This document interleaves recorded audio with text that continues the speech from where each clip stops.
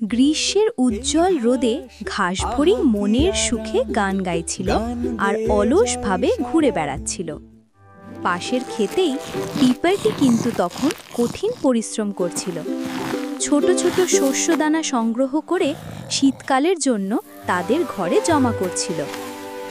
ঘাসফড়িং হেসে পিঁপড়েকে ডেকে বলল, আরে পিঁপড়ে ভাই, এত কিসের ব্যস্ততা? এসো, আরাম করো, গান শোনো, জীবনটা তো উপভোগ করার জন্য।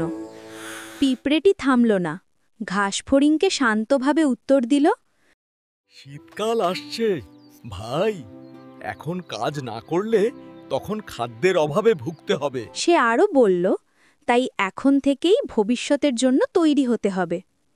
সময় দ্রুত চলল। যখন কনকনে ঠান্ডা শীতকাল এলো, ঘাসফড়িং কাঁপতে কাঁপতে খাদ্যের অভাবে দুর্বল হয়ে পড়ল। আর পিঁপড়ে, সে তার সুরক্ষিত ঘরে বসে গ্রীষ্মে জমানো খাবার আনন্দে খাচ্ছিল।